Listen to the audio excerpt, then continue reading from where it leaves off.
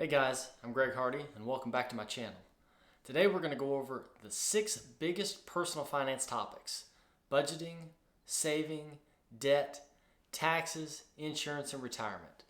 We will dive into what each of these mean and discuss some principles for each so that by the end of this video you will be in a better place towards achieving long-term financial stability. This video will have some pretty alarming statistics as it relates to each of these categories. I think you'll find some of them pretty eye-opening. Did you know that 2/3 of people are living paycheck to paycheck and have no financial plan in place? Another thing that doesn't help is the financial literacy skills in America are declining. 71% of adults in the U.S. believe that they have high financial literacy skills, but yet 6 in 10 people live paycheck to paycheck. There's an obvious disconnect between how well people think they handle money and how well they actually handle money. So let's cut through all the noise and give you a better understanding of what personal finance entails. But before we do that, my goal with this and with every video that I make is to give you more knowledge and insight than you had before you began watching it. If I can do that, I ask that you hit that like button and also consider subscribing to this channel so that this video can reach a wider audience and help even more people. Thank you in advance for doing that. Let's get started. The first principle of personal finance is to create and stick to a budget. I have a few videos on budgeting that I encourage you to watch, but the basic concept of budgeting is to tell your money where to go instead of wondering where it went. There are several different budgeting methods out there, but the ones that I think stand above the rest are the 50-30-20 budget. The 50 means that 50% of your net income, which is your after-tax take-home pay, should go to your essentials like housing, childcare, groceries, and utilities. 30% should go to your non-essentials like entertainment, eating out, and vacations. And 20% should go to savings like an emergency fund, retirement, and debt repayment. There's also the zero-based budget, and its main concept is to assign every single dollar of your income to a specific expense, leaving you with a balance of zero at the end of each month. The goal is when you subtract all of your expenses from your income, it should equal zero. Now, this doesn't mean that you're broke at the end of the month. It just means that you've assigned to every dollar you've earned a home. This is a working budget, meaning that you need to do it at the beginning of each month. Then there's the 80-20 budget. With the 80-20 budgeting method, you put 20% of your take-home pay into savings, while the remaining 80% is for living expenses. The 80-20 budget is a good option because it makes it easier to track your expenses, and it can be a less overwhelming budgeting method to start with. Aside from a month-to-month budget, there should be an extra focus on big-ticket items, things like housing, furniture, and cars. In fact, according to recent data from Cox Automotive, the average price for a new car is $47,244 as of March 2024, while the average price for used cars in the fourth quarter of 2023 is $28,371 according to Edmunds data. Buying a used car instead of a new one can save you some serious cash. In this example alone, that's a savings of nearly $20,000, and that's just averages. There are plenty of good quality used cars available for less than $28,000, which can save you even more money. When you make a savings goal, it is essential that it be specific. It doesn't matter if it's a short-term or long-term goal. For example, you want to save a certain amount of money by the end of the year.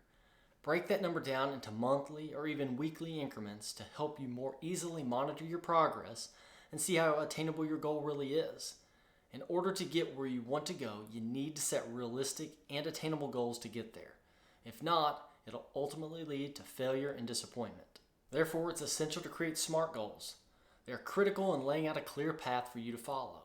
SMART stands for specific, measurable, achievable, relevant, and time-bound. If you write down your goals, you are more likely to achieve them. Writing things down helps to keep them at the forefront of our minds, and I genuinely believe that by creating goals, is one of the most important things you can do in your life, not just for finances, but for personal development too. I've shared this statistic in other videos, but credit card debt has reached historic levels in our society. Americans collectively hold over $1.13 trillion in credit card debt as of the end of December 2023, according to the Federal Reserve Bank of New York's latest household debt and credit report.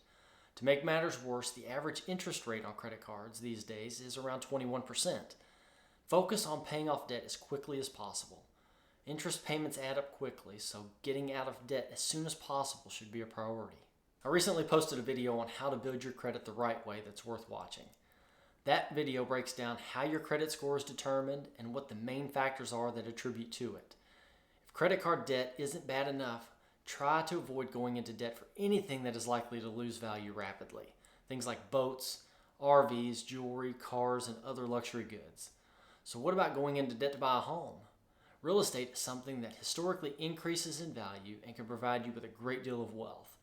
In fact, homes in the United States have averaged a 4.62% appreciation per year from 1992 until 2024.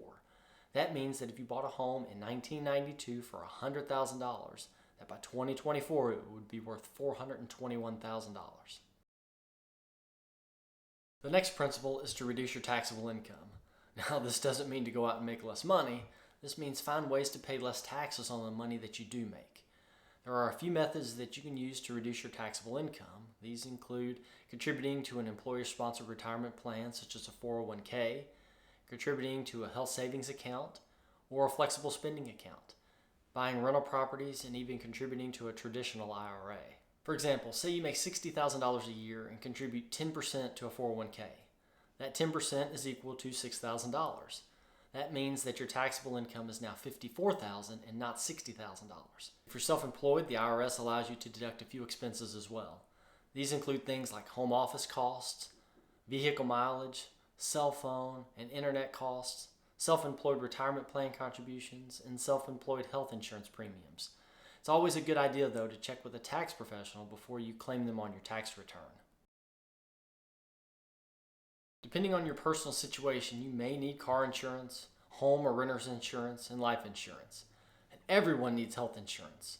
Studies show that more than 60% of all bankruptcies are related to medical issues, so make it a priority to have at least the minimum coverage. Consider foregoing insurance on expenses that you can pay for out of pocket. For less costly items such as electronics, refraining from insurance or the extended protection plans might be a wise idea if you have the financial capability to just replace them, as investing in coverage you may never utilize could prove to be an unnecessary expense. Another type of insurance that's important and can get overlooked is life insurance. My wife and I both have term life policies in the event that we pass away before a certain age. Life insurance acts as a safeguard for your family's future by covering various expenses like medical bills, funeral costs, debts, mortgage payments, and tuitions. It can replace your income upon your death, ensuring financial stability and preventing immediate hardships. Certain policies can accumulate a cash value, providing access to funds for unforeseen expenses. Additionally, it can be utilized for legacy planning by leaving a financial inheritance or supporting your favorite charity. For us, it provides a peace of mind knowing that the other will be taken care of financially. I have several videos on retirement accounts like a 401k and a Roth IRA that I encourage you to watch as well, but a recent survey revealed that a majority of Americans aren't saving enough for their retirement. About 32% of respondents said they had no retirement savings. That's approximately 58 million people. Saving for your retirement is perhaps one of the most important financial goals that you will ever have. Start saving as early as possible. This will give you more time to let compound interest work in your favor, and it will also reduce the amount of money you need to save each month in order to reach your goals. There are many ways you can save for retirement. By investing in things like stocks, bonds, mutual funds, ETFs, and real estate. If you're self-employed or own a small business, there are retirement plans tailored to your needs such as a SEP IRA, simple IRA, or a solo 401k. Take the time to learn and understand what it's going to take for you to retire comfortably. The sooner you establish a savings plan, the better.